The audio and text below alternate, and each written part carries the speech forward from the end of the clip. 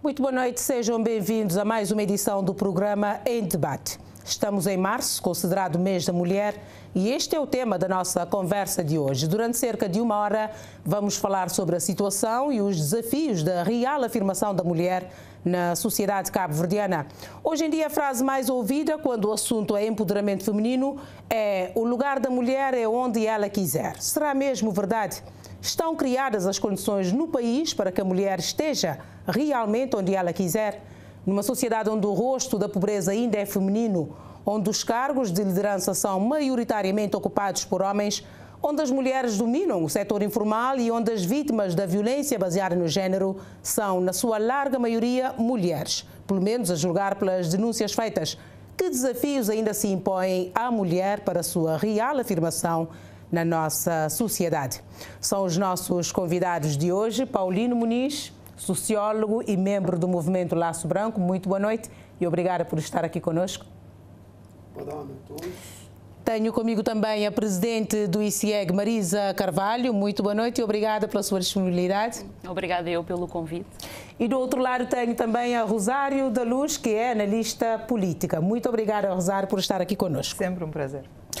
Começaria então por perguntar, falar aqui com a Marisa Carvalho, que é presidente do ICIEG. Marisa, dados estatísticos mostram que tanto no meio urbano como rural, a pobreza afeta mais as mulheres que os homens. A nossa sociedade já foi constituída mais por mulheres do que homens, hoje nem tanto. O censo de 2001 indica que temos 243.047 homens e 240.581 mulheres, o resultado do último censo feito aqui em Cabo Verde. Como é que se explica então esta disparidade a nível da pobreza? O que é que estará na base desta diferença do estado da pobreza mulher e homem? São políticas mal adotadas? É estrutural? Como é que é, na sua opinião? Bom, mais uma vez obrigada pelo convite. Boa noite, Nazaré, boa noite, Rosária, boa noite, Paulino, boa noite, os telespectadores lá em casa. Sim, realmente o rosto da pobreza é feminino e é basicamente estrutural, portanto é um conjunto de problemas que a mulher enfrenta diariamente e que tem a ver basicamente também com a questão das autonomias e da questão dos empoderamentos, não é? A mulher tem vários desafios a vários níveis, tem a ver com o empoderamento económico, tem a ver com o sistema de cuidados, com o tempo que ocupa do trabalho informal, tem a ver com não ao acesso à educação, mas ao acesso ao mercado de trabalho, tem a ver com mesmo as questões da autonomia de decisão, de poder do seu próprio corpo. Portanto, é um conjunto de problemas estruturais, não é, que a mulher ao longo dos tempos é obrigada a ultrapassar. Temos desenvolvido algumas medidas, não é? E o ICIEG em particular, através do seu plano de igualdade que foi aprovado em novembro de 2021, tendo consciente essa questão da promoção das autonomias, principalmente com a consciência de que a autonomia tem a ver com a possibilidade de ter liberdade de escolhas, não é? Promove três tipos de autonomia, não é? A autonomia económica, que tem a ver, como eu disse há pouco, com a questão do trabalho de cuidados, o tempo que ela passa a cuidar dos seus dependentes, tem a ver com o empoderamento económico, tem a ver com a questão da formação e da questão do acesso ao mercado de trabalho e a questão da informalidade, tem a ver com também a promoção da autonomia, daquilo que se considera a autonomia do corpo, com acesso à saúde sexual reprodutiva e às escolhas que a mulher faz. Ainda sabemos, por exemplo, o uso de contraceptivos ainda é aquém do desejado, ainda só apenas 54,7% mulheres usam métodos contraceptivos. Mas não por falta de acesso? Não por falta de acesso. Tem a ver depois com outra questão que tem a ver com a autonomia na tomada de decisões, não é? Porque questões tão simples como às vezes a mulher poder decidir sobre o seu próprio corpo ainda é um problema em Cabo Verde, não é? Por causa de problemas estruturais, culturais. Acredito que iremos falar disso ao longo do programa.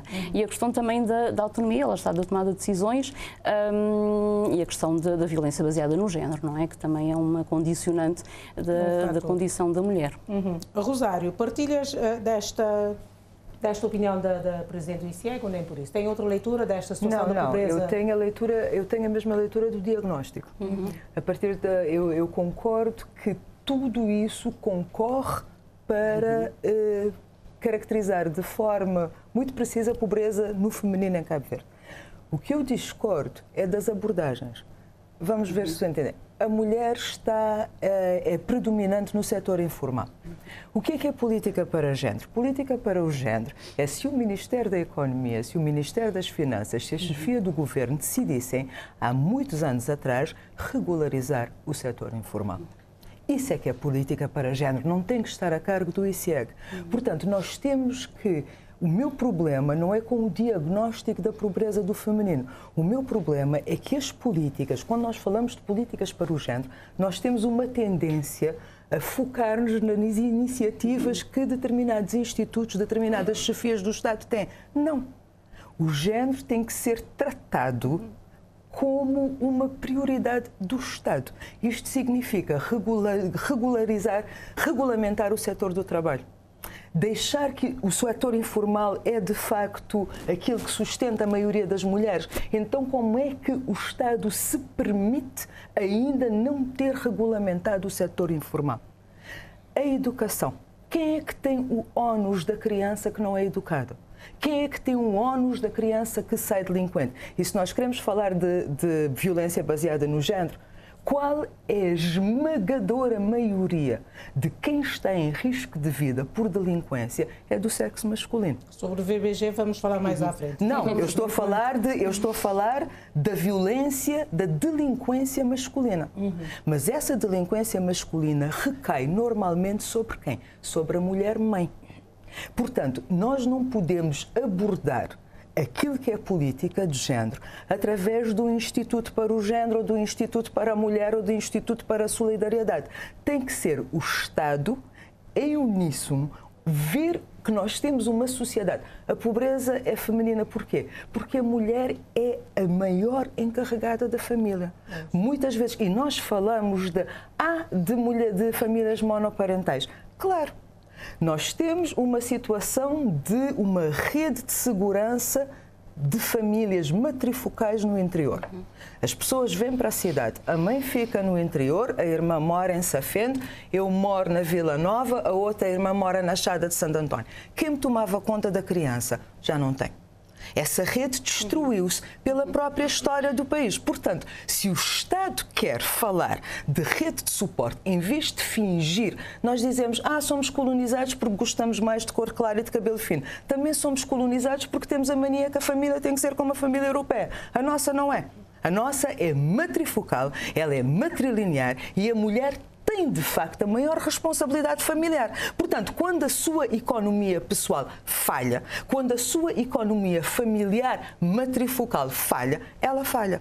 Mas esta sobrecarga de responsabilidades sobre a mulher afeta a sua... Claro, mas o que é que eu quero dizer é que nós não podemos focar em termos de a mulher coitadinha. Se é de facto, então regulamenta o trabalho para que ela não sofra no setor informal. No dia 8 de março, na atividade que estava a fazer para assinalar o 8 de março, disse que é preciso valorizar as atividades da mulher e capacitar para que ela possa libertar-se dos afazeres domésticos e enveredar para outras funções. Eu perguntaria ao Sr. Primeiro-Ministro se no mais tradicional dos matriarcados algum homem algum dia cozinhou. Não. Porque o trabalho da casa é uma prerrogativa, não é um ónus, é uma prerrogativa feminina. Nós é que gerimos quem manda, quem come, como se come, com quem tu dormes, onde tu dormes, quando tu entras em casa, quando tu sais.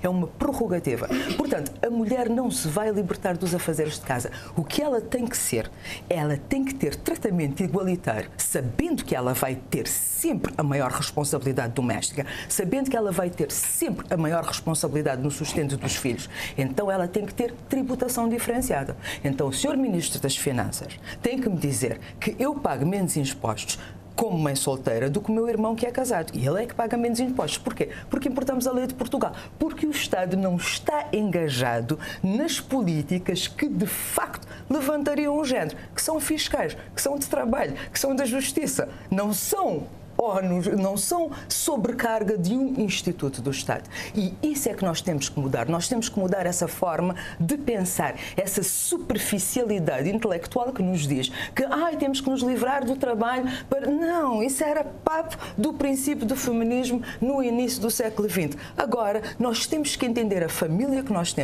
temos que entender que esses afazeres domésticos vão ser sempre nossos.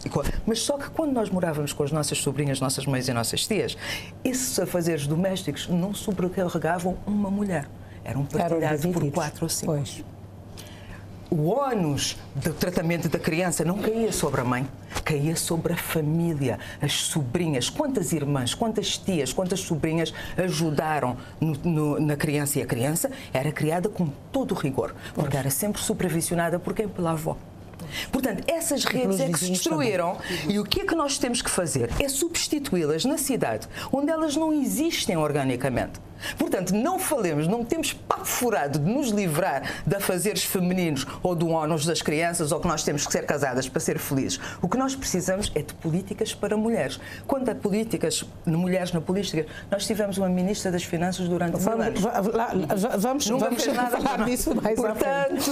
Paulino, qual é a tua visão? Uma visão masculina sobre esta situação estrutural que faz com que a mulher seja o rosto da pobreza em Cabo Verde. Qual é a sua leitura sobre isso? Bom, antes de mais, é percebermos que, como disse a colega, historicamente, nós viemos de uma sociedade machista em que a mulher esteve numa posição de discriminação. E hoje o mundo está mudando, estamos tendo transformações a nível do mundo e precisamos reformatar. Mas esta reformatação passa sim com a política e, como disse a Rosário, mas também passa por mudança de mentalidades, transformar as mentalidades. Por quê? Que é educação, mas não a educação que temos hoje. Porque eu trabalho com pessoas com licenciatura, com mestrado, com doutoramento e que não têm autonomia. Ou seja, tem autonomia financeira, tem autonomia em algumas dimensões, mas não tem autonomia de ir e vir. Trabalho com mulher que, para fazer uma viagem de serviço, tem que dormir durante toda a noite com o telefone no ouvido com o marido e no dia seguinte vai ter que fazer a missão. Então, é essa autonomia que precisamos trabalhar. Porque já estamos numa dimensão em que estamos tendo melhorias, se formos ver e comparar hoje e 30 anos atrás, estamos de longe melhor, e isso devemos reconhecer. Mas agora não estamos aí onde nós almejamos. Isso é o nosso grande desafio. E eu penso que esse desafio passa por trabalharmos uma mudança de dentro para fora. Porque temos diferentes tipos de poder que fazem com que tenhamos o empoderamento. E temos um poder tradicional que é o poder sobre, que é o poder do sistema, que geralmente o poder é dado dos homens. É um poder negativo, é um poder de um sobre demais. E temos agora um outro desafio que é o poder de dentro. Para termos pessoa empoderada, a pessoa precisa ter um poder de dentro, capacidade e habilidade de pensar, de decidir sobre o seu pensamento, sobre suas ações. Mas para termos esse equilíbrio, precisamos trabalhar a sociedade dos dois lados. Precisamos trabalhar os homens. Para que nós, os homens, possamos perceber que a minha mulher é livre para ir aonde quiser. Que a minha mulher é livre para vestir da forma que quiser, que a minha mulher é livre para ter amigos no Facebook. Então, é essa mudança que precisamos ter, porque muitas vezes isso também acaba dificultando o acesso da mulher ao mercado de trabalho. Mas isto, como disse no início, é uma questão de educação, e a educação também, já que estamos a falar desta sobrecarga de responsabilidades imputadas à mulher, é uma responsabilidade da mulher, uma educação no seio familiar. Mas é uma pergunta? É assim, Nazaré, eu discordo completamente, infelizmente, do Paulino. O que eu acho, eu sou mulher nesta sociedade, ele não. Portanto, eu sei exatamente qual é o limite da nossa autonomia. A sociedade cabo-verdiana não é machista, porque se ela fosse machista, nós não estaríamos aqui com tanto poder. A sociedade cabo-verdiana aceita a autoridade política feminina, aceita a sua autoridade social feminina. Tu, como profissional, já atingiste o topo da carreira sem nenhum problema, eu igualmente. Portanto, o que nós temos é correntes machistas dentro desta sociedade. Não temos uma sociedade machista. Dizer que nós temos uma sociedade machista é importar uma narrativa que não é nossa. É dizer aquilo que aconteceu em Portugal. Portugal tem realmente uma sociedade machista. Porquê? Tens o poder patriarcal e tu não tens contraditório. Aqui tu tens o poder machista, tu tens correntes de pensamento machista e depois tu tens contraditórios violentos encarnados por mulheres como nós. Portanto, nós não temos uma sociedade machista. Nós não representamos o grosso das mulheres aqui em Cabo Verde. Como não? Como não? Há uma história que quem me conhece já está cansada de ouvir, que é a história de Nhanga Bongolon. História de Nhanga Bongolon. Tu tens dos confrontos sociais mais famosos de Cabo Verde. A protagonista é uma mulher. Ela é que lidera a revolta. A antagonista é uma mulher. Ela é que é a proprietária que corre com ela. E para mim, como é que tu provas que tu não tens uma sociedade machista? Tu tens a cantiga mais famosa feita sobre isto, que é de Orlando Pantera. E o que é que ele diz? Ele diz que o homem está tudo desorientado para a moda de mulheres de abacaré. O que é que tu tens aqui? Tu tens uma inversão total do papel do homem na sociedade tradicional machista. Quem é que confrontou a autoridade? É o homem normalmente, e a mulher fica sozinha em casa a chorar, porque o homem que confrontou a autoridade é que é preso e que foi à cadeia. Quem é que foi para a cadeia? As mulheres. Quem é que está desorientado em casa? Os homens. E isto é uma cantiga popular. Como é que nós, com uma sociedade dessas, que é um bem, nós estamos onde ainda a Noruega quer aspirar a chegar, esse tipo de autoridade histórica no feminino. E nós não nos podemos deixar convencer que nós somos uma sociedade machista. O que nós somos é uma sociedade mal legislada. Nós somos uma sociedade que legisla para esse tipo de sociedade machista, quando tem uma realidade completamente diferente, quando tem uma realidade de mulheres líderes no tradicional, que fazem as histórias no tradicional, no Ribeirão Manuel Agrário de 1910. Pois, mas então como é que se justifica o facto de termos em Cabo Verde mais empresas, mais ONGs, mais associações lideradas por homens do que por mulheres? Na Justiça, há quanto tempo é que nós não tivemos um ministro? Por exemplo, no setor da justiça. Eu acho Nas câmaras, quantas mulheres temos Não, na política é verdade. Eu concordo na política, mas eu acho que é um conjunto de questões também sociais. Uma delas é o feio que a nossa política é. Uma mulher aqui em Cabo Verde tem que ter muito mais cuidado com a sua imagem tradicionalmente. E ela tem que provar também ser muito mais competente do que um homem para ceder a um cargo de liderança, Marisa. Sim, claro. E isso acaba por contradizer aquilo que a Rosário disse, não é? Porque, quer dizer, a mulher tem que provar muito mais. Esta questão do debate de se a sociedade é machista, se não é, isso é um bocado aleatório no sentido que os desafios persistem, não é? Agora, saber porque é que persistem, nós precisamos é saber o que temos de fazer essa disparidade para... de presença feminina existe em todos os setores. Não. Eu não concordo com isso. Eu também não. Também não concordo. Pronto, e acho estranho a Rosário dizer, pegar numa situação pontual de 1910 para justificar que Cabo Verde não é machista.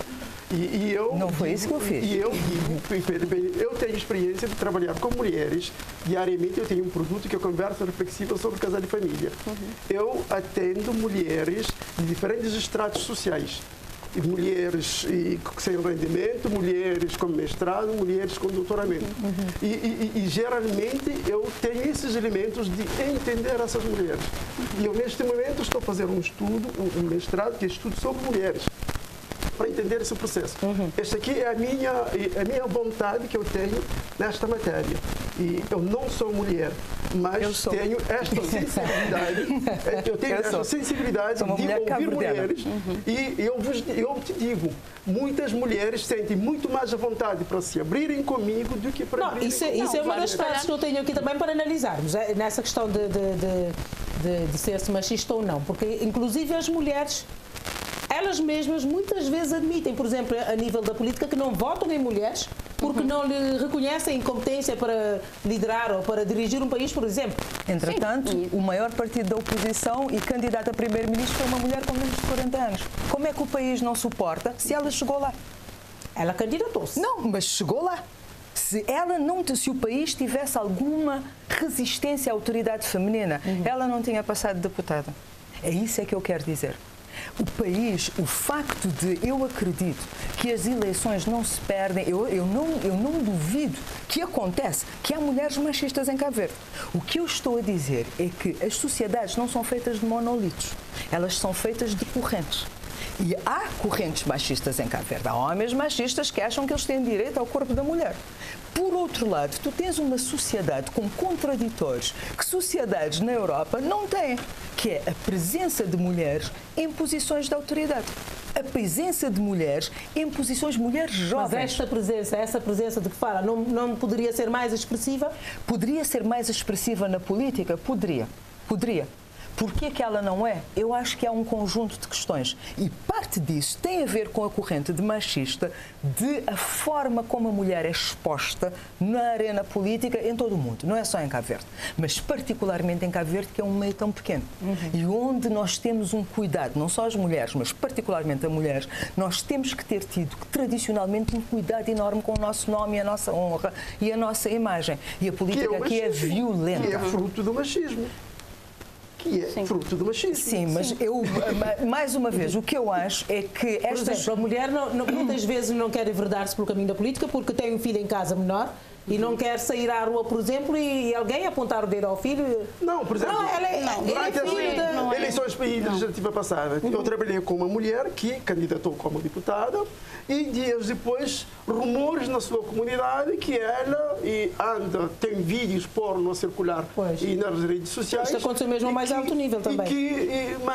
E que como forma de lhe intimidar. Pois. E veja agora como é que fica a sua reputação, a sua família. Ela tem que se adaptar. Ela tem que se adaptar. Quase nem. Não. O homem é chamado de bandido também. O homem é chamado de corrupto. O homem é chamado de homossexual em comunidades onde isso ainda tem determinado... portanto, o homem, todo político corre risco. O que nós temos é mulheres mais tímidas na assumição desse risco. Mas tu não fazes política sem risco. E o que é que nós temos que dizer às nossas mulheres? Em vez de, coitadinha, não te vais expor, porque não? Coitada, como é que o filho vai ficar? Não, expõe-te. Tu tens que ter igualdade, inclusive na assumição de riscos. Deixar que o nosso bem-estar e que a nossa segurança seja uma decisão do masculino, porque o marido deixa, porque o homem é que tem que saber se a mulher pode ter amigos do Facebook. Não. A mulher é que tem que dizer tchau ao homem que acha que ela não pode ter amigos. A decisão não é masculina. Nós temos que parar com essa mania de pôr determinadas decisões, continuar a pô-las na mão do masculino. Elas não são. Mas isso muitas vezes, o que pesa nestas decisões muitas vezes é a tal pobreza feminina e a tal dependência financeira do homem. Sim, exato, porque ela saiu da casa da mãe. É fácil dizer mude, é fácil dizer saia, é fácil dizer por que fazes isso, é fácil. Agora, sair desta posição é outra coisa. E muitas mulheres que apontam o dedo estão vivendo a mesma situação, ou situação piores, mas só que aquele ditado que dizemos, macaco está xintara macerado. Eu já trabalhei com uma mulher, quando eu lhe ajudei a perceber a situação em que ela vivia, ela disse, eu tenho que ir pedir desculpa às minhas irmãs e primas. Por quê? Porque ela, como empoderada, licenciada, vive na praia, com emprego, quando vai para o interior, o marido da irmã tem outra amante, tens que ir abandonar, tens que fazer isso. Mas ela mesmo não faz. Um belo dia, o seu namorado lhe abandonou. E ela chegou em mim, destruída. Coitado. Mas depois, quando eu lhe ajudei a perceber a dimensão, eu tenho que ir pedir desculpas porque achava que era mais fácil. Fácil, só lhe deixar. Aquele homem fino, só lhe deixar. Uma coisa é eu estar numa situação e dizer mude ao outro. A mudança não é dizer mude ao outro. A mudança é ajudar o outro, o empoderamento. É ajudar o outro a encontrar poder dentro para encontrar caminho para a mudança. E isso é a chave do caminho que nós precisamos ter na nossa sociedade. Marisa, no ICIEG, como é que lidam com este problema? Porque, por exemplo, os crimes de VBG, que afetam sobretudo as mulheres, também tem um pouco a ver com esta atitude machista da nossa sociedade. Sim, digamos assim, tudo... digo machista entre aspas, porque o Rosário não acha? Não, tem tudo. Eu não acho que a sociedade no todo. Eu explico outra vez quando for a minha vez. Tá bom, oportunidade, sim. Okay. Bom, antes importa eu também referir esta questão da política e da participação política. Nós tivemos a prova com a introdução da Lei da Paridade em 2019. Tivemos logo provas e quase imediatas, não é? Porque nas eleições consequentes nós conseguimos, não em todos os níveis, mas conseguimos atingir paridade nos órgãos da presidência das Assembleias, por exemplo, nos deputados municipais. Mas porquê na presidência das Assembleias e não nas câmaras municipais? Bom, isso tem a ver depois com a constituição das listas, não é? Quer dizer, eu acho que para a primeira experiência e primeira vez, acho que muito já foi alcançado, não é? Nós não podemos esperar que seja tudo de uma vez. Nada foi feito de uma vez e quando assim é, também... Porque se formos analisar a presença das mulheres no Parlamento, no Governo... Não, no Parlamento, atenção, importa de referir, estamos 37,5. O MPD e o CID tiveram listas paritárias, o PICV faltaram 2 mulheres para atingir os 40%, portanto, houve um aumento percentual, ou melhor, de pontos percentuais de 13,9%. Portanto, houve um grande salto, não é? Em um curto espaço de tempo. Porque é que, por exemplo, nas candidaturas à presidência também houve 7 candidatos e nenhuma mulher. Não é? Aí, quer dizer, foi ainda mais flagrante, digamos assim, não é? Não tivemos nenhuma candidata. Está a faltar essa tal coragem de que a Rosário falava há pouco. Sim. Eu poderei explicar outra vez. Da mulher. Sim, sem dúvida que a questão da exposição é muito importante, claro que sim. Porque também acho que mais uma vez, por causa dos condicionalismos da sociedade machista em que nós estamos, não houve uma preparação da mulher para encarar esses cargos políticos de visibilidade, não é? Quem ocupou esses cargos foram sempre os homens, porque as mulheres estiveram por trás permitindo que eles assim o fizessem. Mas os homens, se calhar, não estão lá a permitir que as mulheres o façam. Não Mas é? Numa sociedade em que temos que ter uma lei de paridade para que as mulheres possam ascender a esses cargos, não revela um pouco este machismo da nossa sociedade? Se as mulheres concorreram ao abrigo da lei da paridade, isto quer dizer que poderiam concorrer antes. Porquê é que não fizeram? Sim, eu há pouco ouvi a Rosário que ia terminando um pensamento que dizia uma coisa específica, mas é um bocadinho isto. Nós já tivemos um governo paritário e se calhar não fez tanto pelas mulheres como um governo que não era paritário, não é? Portanto, essa questão da paridade importa às vezes mais saber o que é feito em prol das mulheres do que propriamente ter mulheres em cargos de decisão que depois não fazem nada pelas outras mulheres que necessitam. Portanto, mas, no meu ver, e acho que o espírito da lei da paridade é esse, que não é forçar as mulheres a entrarem na política, é forçar a que sejam criadas condições na sociedade que permitam a entrada das mulheres na política, o que são coisas completamente diferentes, não é? Porque para a mulher entrar para a política tem-se de ter aquilo que se falou aqui, um suporte, não é? Um sistema de cuidados, que é aquilo que se está também a tentar criar, um sistema de cuidados que fique, por exemplo, com os seus filhos quando se faz reuniões partidárias, não é? Normalmente que fazem reuniões partidárias à noite e as mulheres só logo por aí ficam limitadas da sua presença. Portanto, criar um sistema de cuidados, dar condições às mulheres, prepará-las através da educação, prepará-las através do seu próprio empoderamento pessoal para ocuparem esses cargos de políticos, através da lei paridade. Quase que agora está a ser feito, sem dúvida. Ser acautelado nas próximas eleições. Está a ser feito, sim. Rosário. Eu posso falar um pouco da lei de paridade. Eu imagino que eu gostaria de pegar nessa questão da diferença entre ter mulheres na política e fazer política para mulheres, que é o que nós precisamos. Nós não queremos que mulheres tenham emprego na política. Nós queremos que mulheres estejam na política para trazer uma sensibilidade feminina de quem criou a criança sozinha, de quem que teve que fazer o trabalho doméstico e que mesmo assim conseguiu participar na política. Janeira Opfer Almada foi presidente do PSV durante vários mandatos. Parte do problema é a questão das reuniões partidárias à noite. Como é que não é o próprio partido que trata disso? Isto é que é o problema da sociedade. Nós acreditamos que é uma política para a mulher entrar na política. Não. A mulher entra na política quando a sociedade assume que aquilo que acontecia no campo, que a mulher tinha uma rede enorme de apoio familiar entre as mulheres da sua família, ela agora não tem isso na cidade. Nenhuma mulher no campo deixa de ir à reunião porque não tem quem lhe fique com a criança. Isso não acontece. porque as redes são largas. Portanto, o que nós temos que refletir é que a sociedade cabo-verdiana sofreu uma urbanização enorme nos últimos 45 anos. Querem políticas de género, então pensem especificamente na destruição que isso fez às tradicionais, aquilo que nós chamamos de sororidade agora, existia tradicionalmente. Existia tradicionalmente, só que não tinha o mesmo nome. Sororidade. Exato, não tinha mas era o grande suporte. Eu, quando estive grávida da minha filha, eu ia para o PMI, nós éramos um casalinho moderno, eu ia acompanhada do pai da minha filha. Nenhuma mulher lá estava com outro homem, estavam com a mãe, mas nenhuma estava sozinha.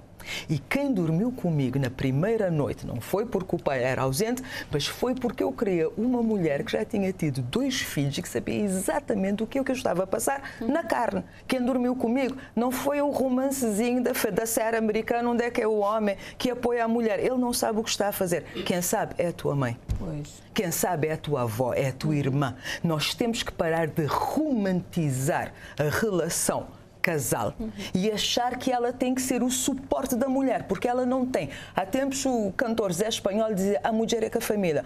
As mulheres entraram em crise, que a mulher... Não, o que ele está a caracterizar é uma sociedade matrilinear, onde de facto quem é a tua família é a tua mãe e o teu irmão, não é o teu homem. Portanto, o que ele disse chocou, mas chocou uma sociedade que está viciada em novelas onde o casalinho perfeito casa-se no final. E nós somos uma sociedade onde quem se sustenta, os homens entram e saem das famílias, quem se sustenta são as mulheres. Quando nós destruímos essas redes, nós temos que saber na cidade o que é que as vai substituir. É a educação. É políticas para o trabalho. Como é que nós temos uma ministra, durante um certo tempo, a ministra do Emprego, e nós continuamos com o trabalho informal, não regulamentado? Porquê? O que é que adiantou ter mulheres na política? O que é que adianta ter a lei da paridade? Porque nós não temos lei porque é bonito. Nós temos leis porque elas funcionam e produzem resultados. Então o que é que nós temos que perguntar? Nós temos a lei da paridade para quê? Para que mais mulheres entrem na política e façam o jogo do partido quando estiverem no poder? É para isso, para elas passarem bem, para elas viajarem, para elas irem ao Dubai, para elas darem festas. Para isso é que nós temos mulher na política, ou nós temos mulheres na política para levar uma sensibilidade feminina para a legislação e para a governação. Então, na sua opinião, então esta lei da paridade não funciona enquanto o sistema político não funcionar, porque os homens também são escravos do partido. Pois. O indivíduo é escravo do partido, o indivíduo é escravo do partido, não tem nada a ver com o género. Portanto, se o problema é político, não tem nada a ver com o género. As mulheres, tal como os homens, são escolhidos na sua base da sua deferência aos desejos do partido. Portanto, não interessa se são mulheres, se são homens, se são não binários, se são intersexos. Colocando as coisas desse jeito, ficamos sem esperanças. Não. Um dia vão melhorar. O que é que tem que melhorar, se não se importa, o que é que tem que melhorar é o sistema político. É o homem que vai lá para tratar dos seus constituintes, assim como a mulher vai lá para tratar de problemas de mulheres como ela, em vez de ir lá para fazer o joguinho do partido e passar sabe. Esse é que é o problema. O problema não é género, o problema é o nosso sistema político como um todo. Assim como o problema não é género da mulher ter a pobreza no mercado informal, o problema é que o sistema político não regulamentou o mercado de trabalho. E, geralmente, quando falamos de paridade e lei de paridade, estamos a falar de uma lei que está à frente da consciência social e coletiva. É uma lei que vem empurrar a sociedade, ou seja, vem puxar, fica à frente e puxa a sociedade para acompanhar novas dinâmicas. E o que temos hoje é uma lei que obriga os partidos, mas a partir daí temos o desafio de meter paridade aqui, ou seja, é fazer da sociedade, homens e mulheres. Porque é para que os homens permitam, deem mais espaço às mulheres e para que tenhamos mulheres a lutar mais. Por exemplo, e num dos encontros sobre mulheres na política, houve uma pessoa que disse, e em 2008, não sei o quê, fui convidada para participar na campanha como deputada. Ela disse, fui porque fui convidada. Mas já no mandato seguinte, ela disse, não, agora eu vim. Eu vim porque já entendo da coisa, eu vim para disputar, eu vim para fazer a política. É esse processo. E as coisas não acontecem com o estalar de dedo. A sociedade muda, mas leva tempo. E sobre essa paridade, nós temos uma lei. Foi aprovada uma lei, 2 dias depois, os partidos mostraram que lei. E houve 50 e tal candidatos dos 3 partidos do poder. Não apresentaram uma mulher como cabeça e para a Câmara. Significa que paridade, porque eu tenho informação de alguém que estava no momento de votação e disse, os homens votaram da lei de paridade, num dos momentos de lanche ou não sei o quê, se disse que houve 3 ou 4 homens a dizerem, se nunca toma cuidado, um dia está me dando tudo para a cozinha. Mas 5 minutos depois, antes tinha votado. Ou seja, é isso politicamente correto. Nós precisamos trabalhar para mudar essa mentalidade. E agora, estamos como há 10 anos atrás? Não. Estamos à frente. Estamos andando. Não estamos parados. Agora, precisamos melhorar. Precisamos. E melhorar é com mudança de mentalidade.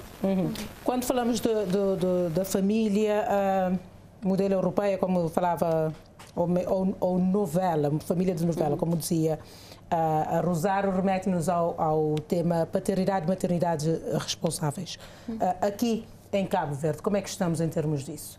A Rosário já disse, aliás, é percepção geral, é sabido por todos que a maioria das famílias cabo-verdianas são dirigidas por mulheres. Mas isso é estrutura, não é desvio. Onde é que fica?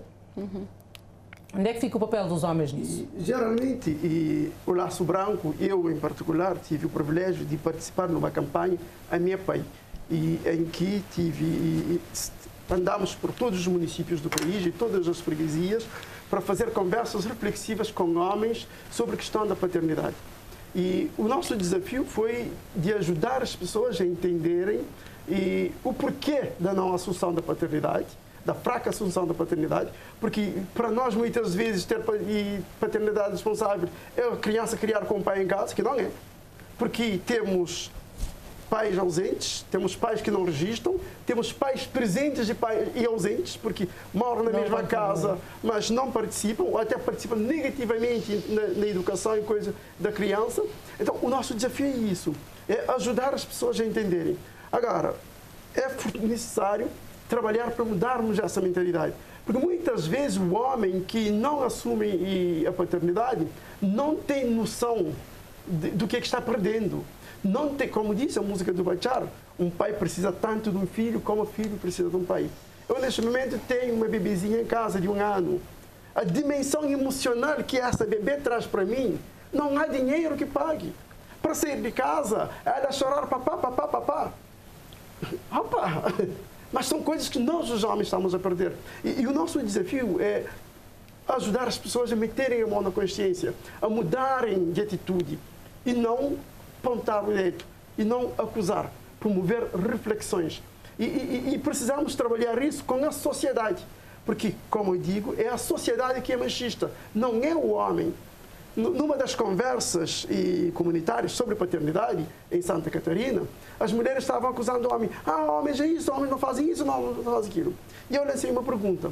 Ok, e senhora Joana tem um filho de 25 anos, o filho namora com a vizinha, e a vizinha estuda à noite, e todos os dias a vizinha vem de boleia cada dia com um carro. E a menina está grávida, e seu filho está basófilo, minha pequena está grávida. Como é o sentimento da dona Joana? Nem esse menino nasce com a camisa, é filho que é menino, que é gênero, é machismo. É isso que precisamos trabalhar a sociedade. Porque enquanto estamos a trabalhar por partes, mulher no seu setor, homem no seu setor, ou muitas vezes os homens foram deixados de lado, não encontramos caminho. É trabalhar juntos para termos mudança. Mas quando falamos de paternidade responsável, também falamos de maternidade responsável, que nem todas as mulheres nasceram para ser mães. Claro. Eu acho que nesta questão das famílias, o erro em que as pessoas caem constantemente é realmente o de catalogar as famílias, não é? De apresentar um modelo ideal de família, não tendo a noção e a consciência de que há múltiplas famílias e todas são aceitáveis, não é? Portanto, principalmente aqui em Cabo Verde, a concepção de família é múltiplo. não é? A família pode ser um neto com a sua avó, pode ser as mães com as tias, quer dizer, não há a família cabo-verdiana, há uma multiplicidade de famílias cabo-verdianas. O que se põe em causa é a assunção da responsabilidade do pai perante o filho.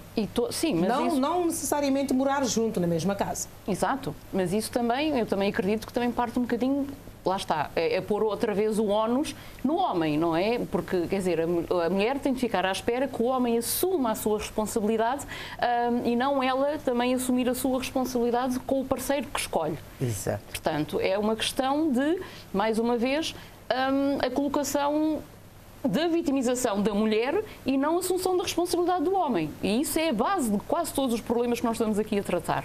Gostaria só de voltar um bocadinho atrás, só para pontuar uma coisa de que reforçar que é necessária a lei da paridade. Pela questão, mais não seja, de que aquelas mulheres que agora estão na política, elas vão fazer com que seja possível criar as condições necessárias que outras não tenham de passar o que elas estão a passar para poderem entrar. Quer dizer, não é o que esperamos, não é? Pois, é esse o objetivo. Em relação também à legislação, também dizer que, pelo contrário, até considera-se que Cabo Verde é um dos países que tem as melhores legislações em bastantes áreas, não é? Não somos nós que dizemos, o Banco Mundial, no seu índice de Women Business and Law, Cabo Verde é referência em África. Nós ocupamos o 4º lugar na questão da legislação em várias áreas e nós temos uma pontuação de 86,3 em 100 e um dos critérios que é avaliado, ou um indicador, é exatamente a regulação do mercado de trabalho. Portanto, e aí, numa pontuação de 0 a 100, alcançamos 100. Portanto, isto em termos de legislação. Em termos de legislação. Ok. O Rosário falou na questão da legislação. Pronto, da legislação. Portanto, em termos de legislação, Cabo Verde é dos países melhor legislados em termos da África. Também. Falta pôr na prática. Claro, isso agora é outra questão. E é por isso que estamos aqui a debater também esta questão, que o problema da prática é essa questão da assunção do machismo, não é? E esta questão de que o ónus é sempre posto na mulher, seja que tanto na assunção das suas responsabilidades, como até das responsabilidades dos outros. As suas escolhas, sobretudo, Rosário. Como é que vês esta questão da paternidade e maternidade responsáveis também? Eu acho que ela é uma questão complexa. Eu posso falar da minha experiência. Eu tive um pai presente e responsável ao limite. E eu sei até que ponto ter um pai e uma mãe que concorrem para a criança. Eu digo que eu sou filha de 3 pessoas porque também tive uma avó que morou connosco e que libertou os meus pais de grande parte das responsabilidades domésticas para que eles pudessem dedicar-se à política. Lá está, a família alargada cabo-verdiana. Portanto, a minha mãe nunca teve problemas em ser. Ela foi a primeira diretora dos Serviços Sociais cabo-verdianos porque ela não tinha que pensar em onde deixar a filha à noite. Num tempo em que a política exigia muito em termos de horário. E eu sempre fui cuidada com esmero por mãe, pai e avó. Portanto, nesse quadro dessa família alargada, eu acho que a paternidade responsável é obviamente um bem. Mas é uma minoria radical dos cabo-verdianos que têm acesso a essa paternidade responsável. E aí é que está. Nós não podemos legislar para o ideal. Nós temos que legislar para a nossa realidade histórica. E a nossa realidade histórica é que quem tem o cuidado dos filhos não é só a mãe, é a família materna. Então que nós habilitemos as mães e as famílias maternas que moram juntas e não pensar na família como o Estado de Cabo Verde pensa na família, como o casal. Aí é que nós poderemos trabalhar a paternidade. Essa campanha Minha Pai, em 2014 eu escrevi um artigo chamado A Minha Mãe, que falava precisamente, sim, é giríssimo ter esse tipo de iniciativa na sociedade, muito fofo, mas o que nós precisamos é que a função materna não entre em decadência, porque ela é que é o verdadeiro pilar da criança e da família cabo-verdiana. E nós estamos a destruí-la com o quê? Com o êxodo rural, com falta de políticas para a mulher. Quando há, por exemplo, a habitação social, mandas uma irmã, elas ficam contentes com a casa, mas depois uma vai para Safende e a outra vai para São Pedro, e como é que elas continuam a tomar conta? Porque, mais uma vez, a realidade é que os homens entram e saem da família. O núcleo familiar é o núcleo feminino. Portanto, a paternidade responsável é ótimo. Eu sou viva prova disso. É um fator de sucesso. Mas o que é prioritário numa sociedade onde as mulheres é que têm a família, a paternidade responsável vai levar muito tempo a instituir como norma. Até lá, nós temos que ter mulher habilitada. A mulher e a família feminina habilitada a aguentar os seus filhos sem contar com o homem. Trabalhar a paternidade responsável como um investimento no futuro da sociedade. Legislar para o que nós temos no presente. Uma frase dita pelo Presidente da República no dia 8 de março foi essa. O maior desafio da mulher cabo-verdiana é libertar-se do Estado e do homem. Como é que vês esta frase? Para mim não foi desafio, foi norma. É tão simples quanto isso. Libertar-se do Estado, nós temos um grande problema. Porquê? Porque este Estado, há duas coisas que ele faz que são extremamente negativas para a mulher. Ele não cuida das políticas que devia cuidar. 2, quando há projetos para a mulher, o Estado de Cabo Verde é completamente viciado, é toxicodependente daquilo que é a ajuda externa. Não faz projetos para ter os projetos para levantar a economia, para instituir, empoderar as mulheres, não. Faz projetos para receber o dinheirinho, pagar os amigos do Estado, contratar as empresas que fazem t-shirts e etc. e ir mantendo a economia a funcionar, porque ela funciona à base das despesas do Estado.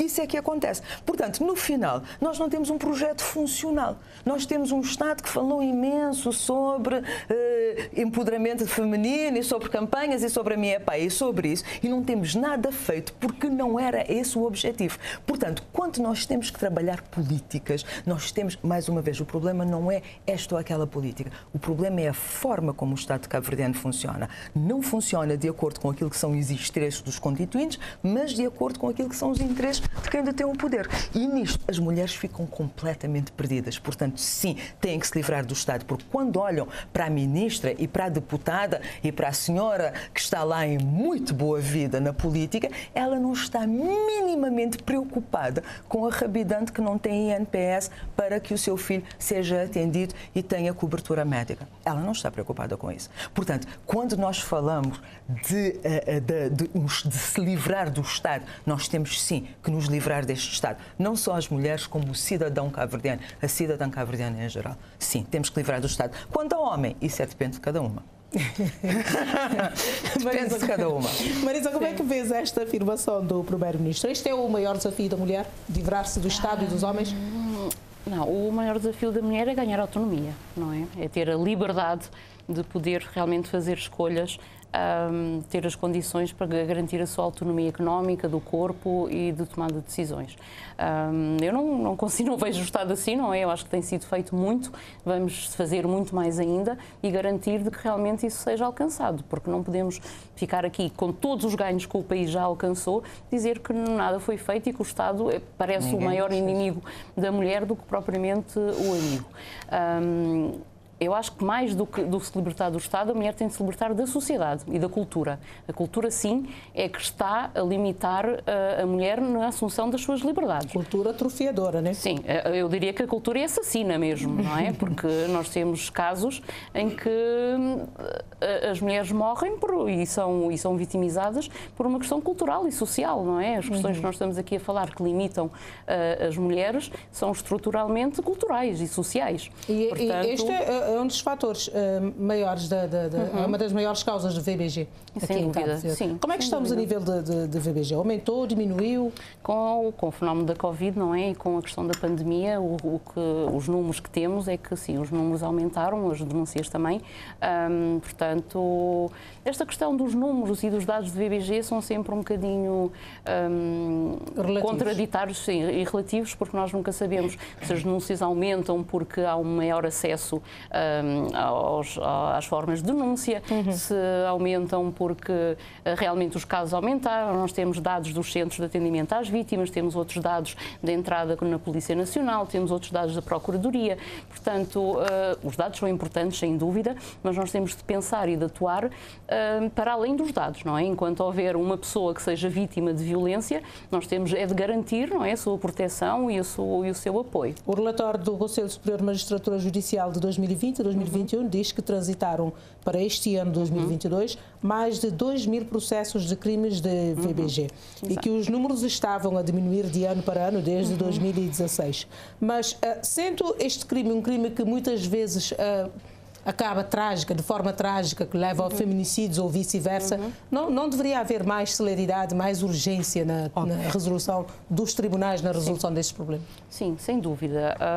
A questão da morosidade da justiça é um problema, não é? Principalmente nestes casos de VBG, em que a integridade física, principalmente da mulher, é posta em causa, não é? Isso é um dos calcanhares daqueles que, infelizmente, não assolam só as questões da VBG, acho que a questão da morosidade... Tem havido algum lobby do ICIEG junto do sim, nós temos estado, eu acho também que há uma grande vontade em resolver essa questão, não só da VBG, mas a questão da morosidade da justiça no geral. Não é? Porque é uma questão de poucos recursos humanos, poucos recursos económicos, mas há uma vontade e há sinais que estão a ser dados e passos que estão a ser dados de que há um grande comprometimento em resolver esta questão.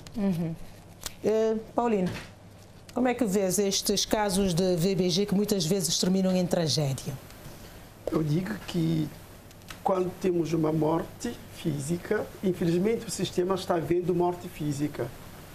Estamos tendo milhares de mortes mentais, mortes emocionais. Temos mulheres morrendo de depressão, de câncer, de ansiedade e de outros transtornos mentais que podem até levar a suicídio e que o sistema ainda não consegue visibilizar. Quando falamos de VBG, e o grosso das denúncias, aquilo que entra nas estatísticas, estamos a falar basicamente de violência física, que é uma gota no oceano da violência baseada no género. Porque temos violência psicológica. Verbal está dentro de violência psicológica, violência patrimonial, violência sexual e o assédio sexual, que são N violências que as mulheres sofrem a cada momento. E eu digo isso porque eu estou no terreno, estou nas comunidades falando com mulheres sobre isso, mulheres de todos os estratos sociais. Mas o sistema ainda não consegue visibilizar. Diz que está no terreno. Acha que os números de denúncias que tem havido correspondem à realidade? Tem uma percepção diferente quando está no terreno? Denúncias, temos denúncias de violência física. Porque eu já trabalhei com uma mulher que disse, quando contou-me sua história, eu lhe disse, mas por que não denunciaste? Ela disse, não, o que eu vou dizer para a polícia? É verdade, não é mim? Não, eu não tenho sangue, eu não tenho marca. O que eu vou mostrar para a polícia? Mas aquela mulher sofria. É a mulher que vai denunciar, ameaçada de morte, vai denunciar e a procuradora lhe diz que ela mesmo também queixa. E ainda temos que nos livrar do Estado. Isso é que eu quero dizer, temos que nos livrar do Estado. É isso. Ou seja, a violência física é uma gota no oceano da violência. Precisamos divulgar violência, ajudar as pessoas a entender o que é violência. Porque muitas vezes nas minhas conversas, as pessoas dizem, eu não sabia que eu sofria violência, homens e mulheres. Eu não sabia que eu cometia violência. Então, é disso que precisamos trabalhar. Porque temos várias mortes. Infelizmente, o sistema somente vemos o feminicídio, que é a gota, que é uma pontinha do iceberg, que precisamos trabalhar para mudar isso. Rosário. Sobre o VBG, eu acredito que nós temos aqui um tema extremamente complexo. Há uns tempos atrás, rapidamente, eu li um estudo que tinha uma sociedade muito próxima da nossa, nos Caraíbas, onde na década de 90 e no princípio dos anos 2000 a violência baseada no género entre casais tinha subido repentinamente. E o facto de ter subido, como disse a Presidente do ICIEG, agora na pandemia, mostra que a violência baseada no género é muito sensível a mudanças sociológicas. É muito sensível. Então, o que é que acontece? É que o que tinha acontecido é que tinha havido um grande investimento na educação. E porque a mulher é aquela que fica em casa e toma conta dos irmãos e é responsável pela casa enquanto os rapazes jogam bola, o que acontece é que a mulher acaba por crescer num ambiente weberiano, num ambiente que leva a ter mais sucesso na escola. E as estatísticas aqui em Cabo Verde provam isso. À medida que nós vamos subindo no sistema de educação, há mais mulheres com mais sucesso. Então, o que é que acontecia? As comunidades ainda eram pequeninas. Os casais conheciam-se desde miúdos.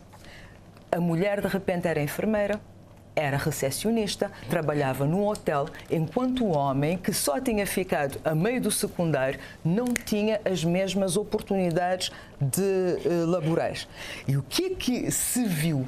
É que havia uma violência baseada no género, que foi a conclusão do estudo. Havia uma violência baseada no género, baseada num surto de insegurança masculina pela mudança sociológica que se estava a operar. Eram casais de namorados desde miúdos e, de repente, ela vestia-se bonita, vestia-se de farda e estava a atender turistas ricos num hotel. E ele bebia e batia. Num casal, numa situação de coabitação, o risco de violência baseada no género é muito maior. Isso não se diz nas campanhas. Se tu moras sozinha com o marido, és muito mais dependente dele do que se tu moras... Eu conheço uma senhora em São Vicente que tem 4 filhos com o parceiro da vida toda. Olha para mim e diz-me: nunca comecei de casa da minha mãe. Claro.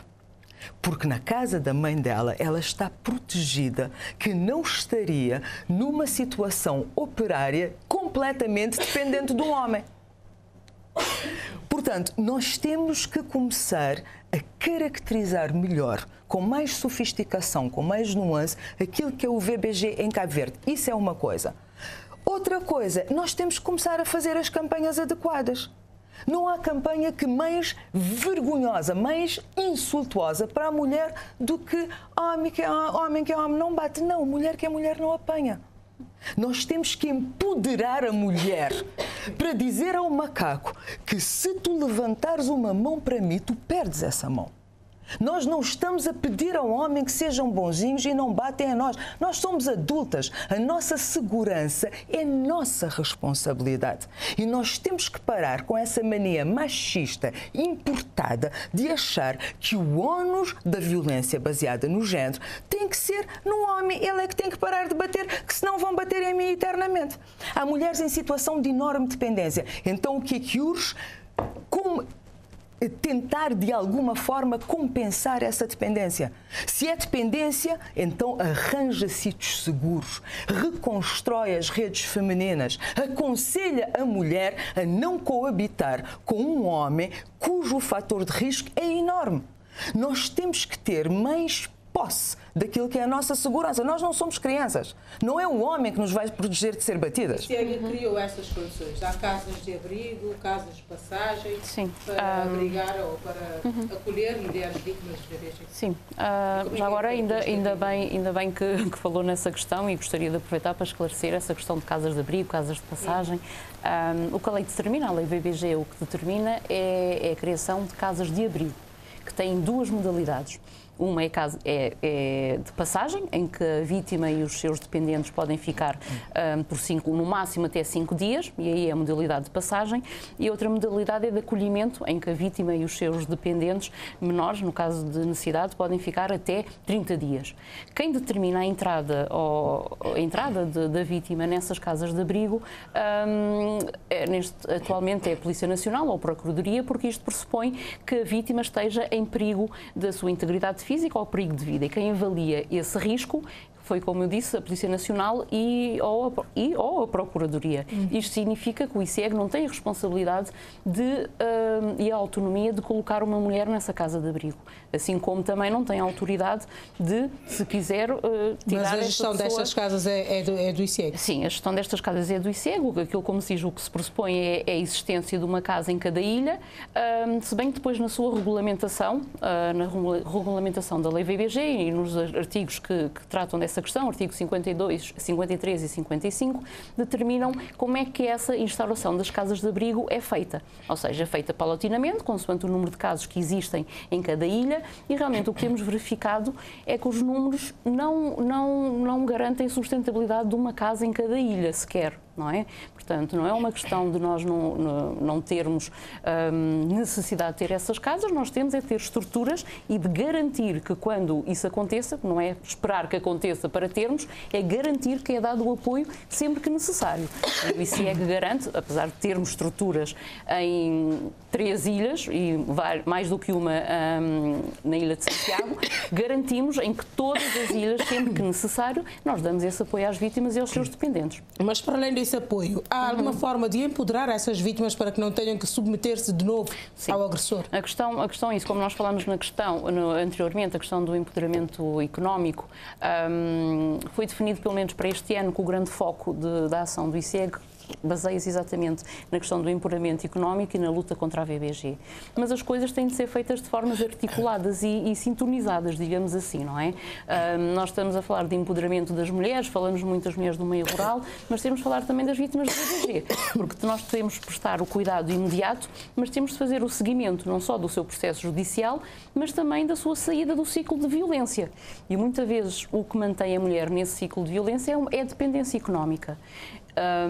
Eu digo sempre que triste que é quando lá está a mulher não tem a autonomia de ter uma escolha livre, não é, de poder sair desse ciclo de violência por causa de uma dependência económica que tem do parceiro que a agride, não é? Portanto, a sua escolha dela e dos seus dependentes é ficar numa situação de violência porque não tem alternativa. E nós temos de arranjar essas alternativas, temos de arranjar empregos, educação, formação, mas também garantir a sustentabilidade desta mulher para que realmente possa sair desse ciclo de violência. Quando há filhos pelo meio. Principalmente quando há filhos pelo meio, não é? Porque eles replicam depois essas situações de violência. Falemos agora, o último ponto da nossa conversa, tal de sororidade. É um termo novo para mim pelo menos. Sororidade, é como dizes, já tinhas dito, é algo que existia sempre existiu, mas o nome não era esse. Exato.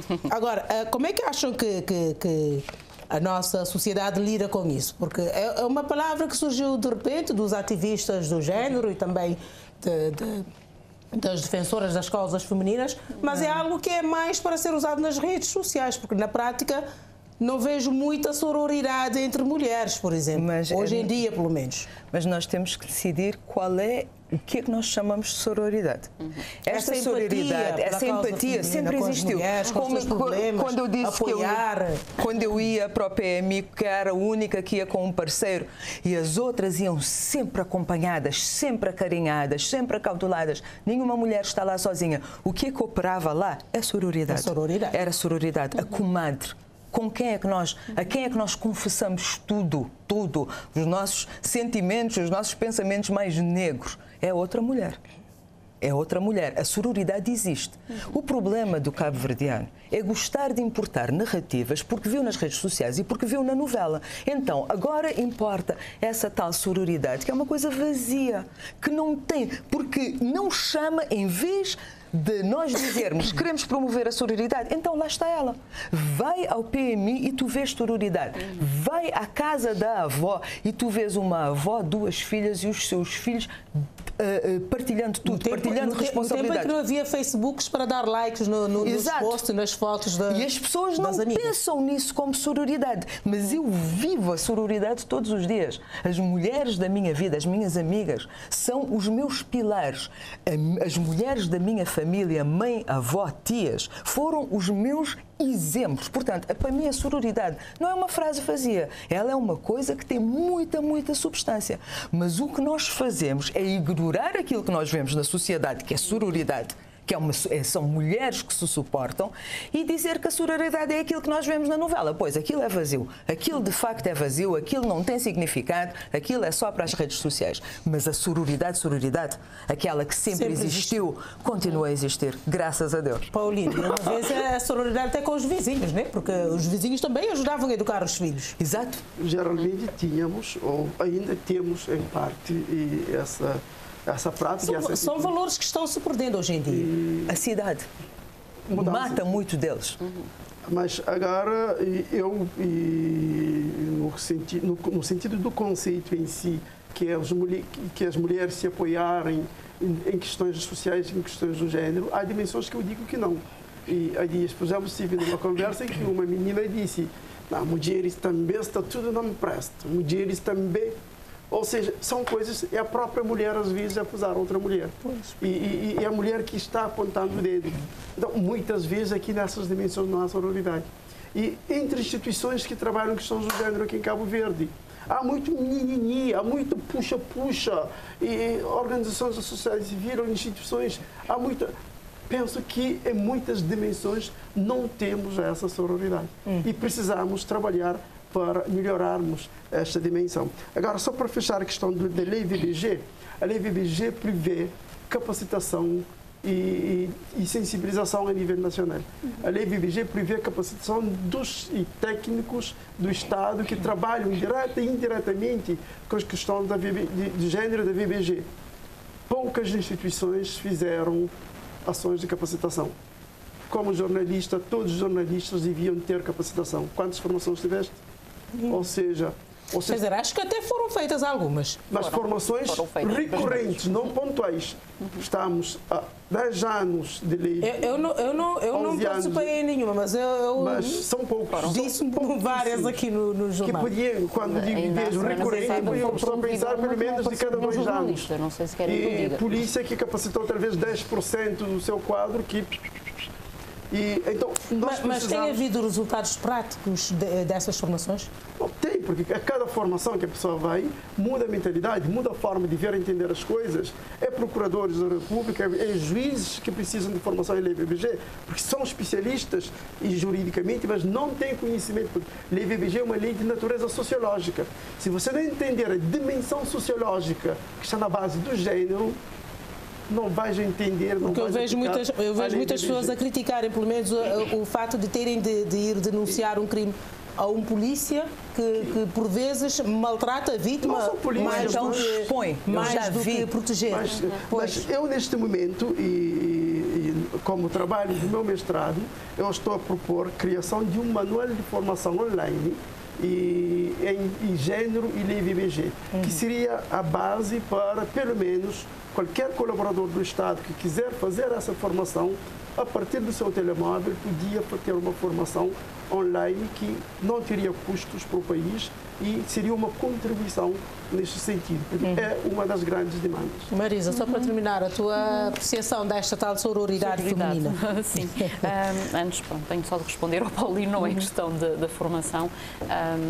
Se os setores implicados, como ele disse bem, com a lei VBG, recebem formações permanentes, setor da saúde, comunicação social, Polícia Nacional, Justiça, Educação, e não só recebem formação permanente ou regularmente, e já foram feitas bastantes, e estão a ser, até neste momento, estão a ser feitas algumas formações, como também há manuais de procedimentos para todas estas áreas e todos estes setores. Alguns carecem de atualização, é certo, mas há fluxogramas, manuais de procedimentos, portanto está tudo, porque a lei contemplou isso tudo e isso foi tudo aplicado.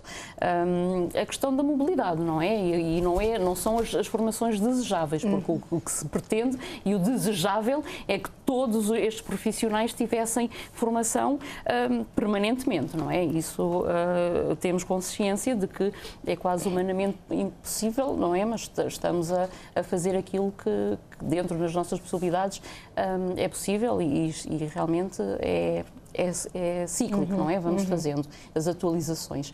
Esta questão da sororidade, sem dúvida, eu acho que a questão da rivalidade entre mulheres é uma narrativa também ela criada um bocadinho pelos homens, não é? Eu acho que é uma forma também de se calhar pensar em um mundo feminino, eles sempre, não é, com o ónus de que as mulheres são rivais entre si e que fomentar esse tipo de rivalidade entre as mulheres.